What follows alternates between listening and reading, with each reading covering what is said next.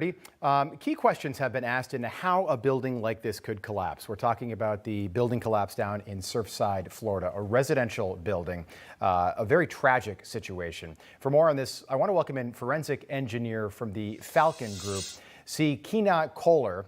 Thank you so much for being with us this morning. We appreciate you joining us. This situation is tragic. At some point, we will hear from structural engineers, geologists, soil experts, sand experts. You've been doing this for years and years. What do you think happened here? I would love to have an answer to that for everybody's sake, and for our sake as public and also as engineers. But I think we are weeks away from finding out what has actually happened. The investigative teams that are on site, that are going to be coming to the site, are going to do extensive research and investigation to find that out. Everything that we are doing now is speculating, and I would really like for all of us to let the professionals do their job and find out what actually happened. Otherwise, we are just creating a panic for the rest of the people. Yeah, well, I'm not sure it's a panic. It's one of these situations where I think there are people that, I lived in Florida for 5 years, and I lived in a concrete building that had cracks. Now, those cracks, we were always told, were just cosmetic. But I think that anybody that sees something like this that happens, that lives in an environment where it's hot, humid, if they live in a concrete block structure that might be older, that might predate those building code changes in 1992, I think they might have concern. What would you say to somebody who lives in a building like this? Well, I would first like to say that we don't have any evidence to connect what has happened to this building to any other building, whether it's an older building or a newer building. Again, the evidence that we have so far, which is the 2018 report and some recent photos that have showed up, right, shows some type of damages on the buildings that I'm not going to say they're normal, but are not unexpected to see on the building that we see in this environment. So cracks, falling rebar, and all of that are damages that we regularly see on the buildings that we address on regular basis. The 40-year process was put in place exactly for that reason, so we can address those and make sure that buildings are safe for use and occupancy.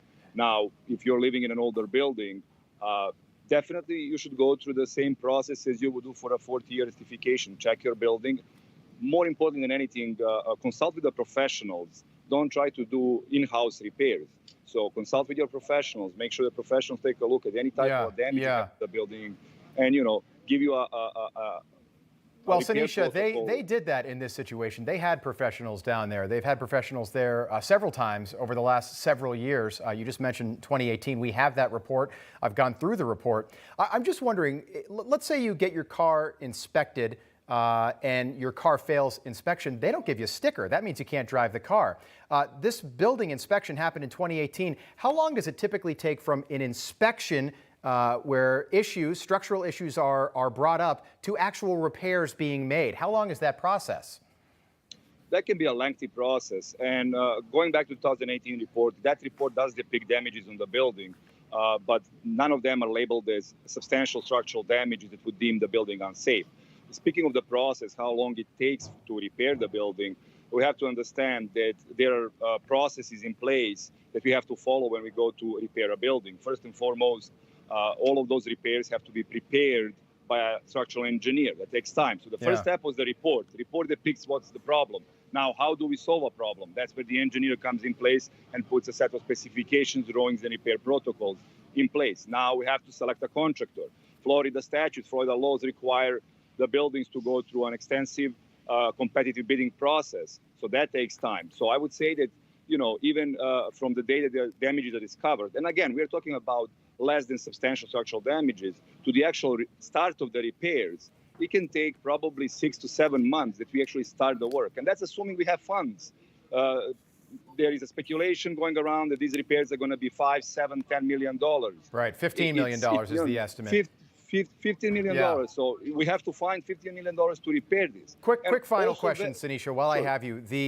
One of the contractors who was put on leave a day ago, he's a government contractor, and he said that this building was structurally sound when he inspected it. He's been put on leave, so we know that. Do you think that ultimately some of the negligence here, once we go through everything, do you think that rises to the level of criminal? I cannot Based on what comment we on know that. right now? And that's the problem. I don't think we know enough. So I think we have to wait for the investigation before we can, pass any judgment. Okay. Thank you so much for being with us, Sinisa Kolar. We appreciate your expertise. I hope you'll come back and see us. Good luck. Thank you for joining us, especially now. Thank you. Thank you. All right, we're continuing to monitor the situation down there right now in Surfside, Florida. Search and rescue crews are entering day number 7 looking for survivors. Right now, 149 people are still missing this morning.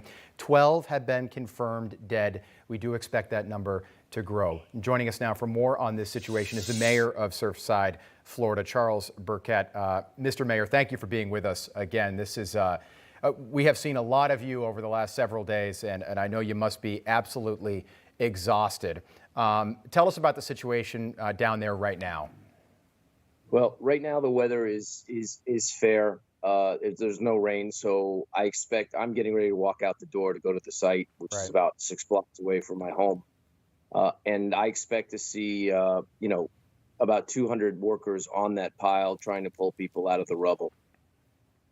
Right now, there are about 370 search and rescue personnel on site in Surfside, along with 5 state task forces. And I heard you talking yesterday. You mentioned a woman in Bangladesh who was found after 17 days missing in a big pile of rubble. That's what we're hoping for in Surfside. We're hoping for a lot of that. But at what point do we shift from search and rescue to recovery? I don't think it's even prudent to talk about that.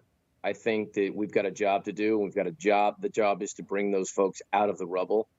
I think it's unsettling to talk even now about when we're going to stop looking for those folks, especially in light of the fact that there's very good evidence that there's a chance that someone may be alive in there or more than someone. So, for my part, we keep going, we don't stop, and we support the families. That's all that matters, really. I think the consequences of why this building fell down will be dealt with at the proper time, but that time is not today. We'll have plenty of time to deal with that. You're absolutely right on that, Mr. Mayor. I know the president is going to be visiting Surfside tomorrow.